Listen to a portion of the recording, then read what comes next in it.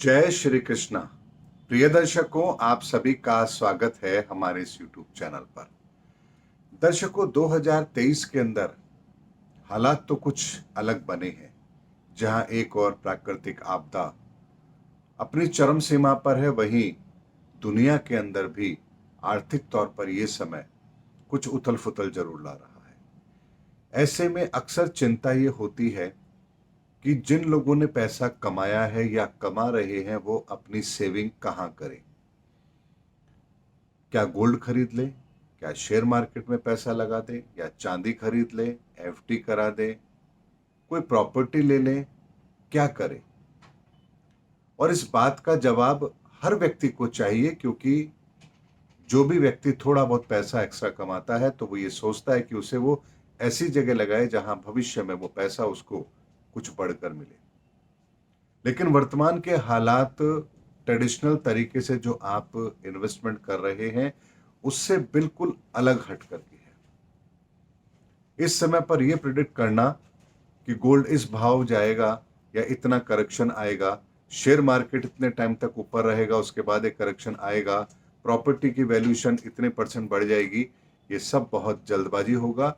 कारण यह है कि इस समय पर ग्रहों की जो परिस्थिति है, वो व्यक्ति को एक एक कदम बड़े ही सावधानी के साथ उठाने के लिए प्रेरित कर रही है। यानी यदि आप गोल्ड में इन्वेस्टमेंट करना चाहते हैं तो पहले यह समझ लीजिए कि गोल्ड के प्राइस इतने हाई क्यों हैं।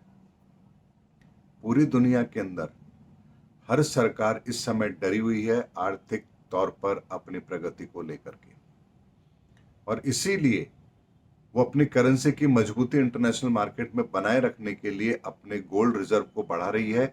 इसीलिए बड़े बड़े बैंक, जैसे भारत का रिजर्व बैंक है, अमेरिका का फेडरल बैंक है, वैसे ही जितने भी देश होते हैं वो अपने बैंकिंग सिस्टम के अंदर रिजर्व गोल्ड को बढ़ाने का काम कर रहे हैं। इसीलिए आप गोल्ड प्राइसेस को ऊपर जाता हुआ देख रहे हैं। जब तक दुनिया के अंदर अस्थिरता का माहौल रहेगा, गोल्ड प्राइसेस नीचे नहीं आएंगे। लेकिन ये समय एक साधारण इंसान के लिए गोल्ड में इन्वेस्टमेंट करने का भी बिल्कुल नहीं है, क्योंकि जैसे ही हालात ठीक होंगे दुनिया के आर्थिक तौर पर, कुछ देश अपने प्रगति के लिए गोल्ड रिजर्व को कम भी करेंगे, और उस समय पर आप गोल्ड के प्राइसेस को नीचे आता हुआ भी देखेंगे। इसीलिए यदि आपको जो यूज करना है शादी विवाह में या स्वयं के लिए, जो आपको खरीदना ही खरीदना है, आप सिर्फ उतना सा गोल्ड खरीदें, और उसके लिए आपको भाव देखने की जरूरत नहीं है। जिस दिन जो भाव मिल रहा है, आप अपने व्यक्तिगत उपयोग के लिए गोल्ड खरीद सकते हैं। लेकिन गोल्ड इन्वेस्टमेंट इस समय पर प्राइस एप्रिसिएशन के हिसाब से इन्वेस्ट करना ठीक नहीं है। लेकिन चांदी के अंदर आप इन्वेस्टमेंट कर सकते हैं, क्योंकि चांदी के प्राइसेस अभी ज्यादा अप एंड डाउन नहीं होंगे, क्योंकि चांदी इंडस्ट्रियल यूज में भी आती है, और चांदी गोल्ड के कंपैरिजन में बहुत सस्ती है। यानी कि केवल 10% की प्राइसेस हैं गोल्ड के कंपैरिजन में।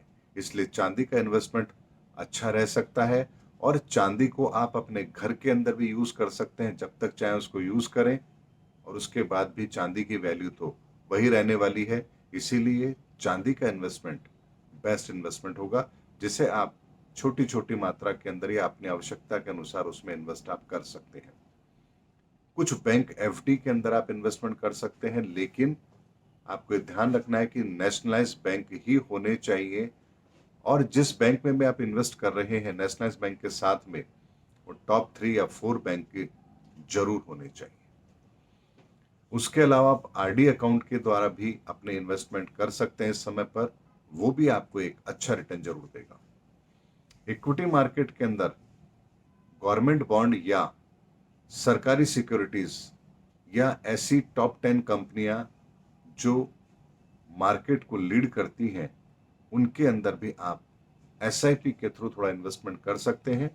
और यदि आप पहले से इन्वेस्टेड हैं तो इस समय पर जिनके अंदर भी आपको एक अच्छा प्राइस मिल रहा है, वहां पर आपको कुछ प्रॉफिट बुकिंग अवश्य करनी चाहिए। इक्विटी मार्केट लोकसभा चुनाव से 3 महीने पहले तक इसी तरह से सस्टेनेबल रहे, ऐसी संभावना मुझे नजर आती है, क्योंकि भारत के अंदर आर्थिक तौर पर परिस्थितियां अभी अच्छी हैं। इसीलिए यहां से पैसा निकलने की संभावना कम नजर आती है, लेकिन 2024 से पहले भारत से पैसा भी निकलेगा, इक्विटी मार्केट के अंदर एक करेक्शन भी आएगा और 2024 की सरकार बनने के बाद दोबारा से मार्केट अपना रुख तय करेगा। उसके अलावा दर्शकों, जो लोग जमीन में इन्वेस्ट करना चाहते हैं उन्हें एक बात का ध्यान रखना है, एंड यूजर यदि आप हैं, आपको मकान चाहिए, रहने के लिए चाहिए, कोई दुकान खरीदनी है, काम के लिए चाहिए, तो आपको जमीन के प्राइजेस के बारे में चिंता नहीं करनी है। आप अपनी आवश्यकता के अनुसार खरीदारी कर सकते हैं। लेकिन यदि आप इन्वेस्ट करना चाहते हैं तो ये समय प्रॉपर्टी में इन्वेस्ट करने का नहीं है, बल्कि यदि आपकी कोई प्रॉपर्टी फंसी हुई है या आप आर्थिक तौर पर फंसे हुए हैं, तो इस समय पर उन प्रॉपर्टी को बेच करके आप कुछ लिक्विड कन्वर्ट कर ले, लिक्विड अमाउंट में उसको कन्वर्ट कर ले और अपने कर्ज की स्थिति को नियंत्रण में लाएं। ये प्राथमिकता आपकी जरूर होनी चाहिए।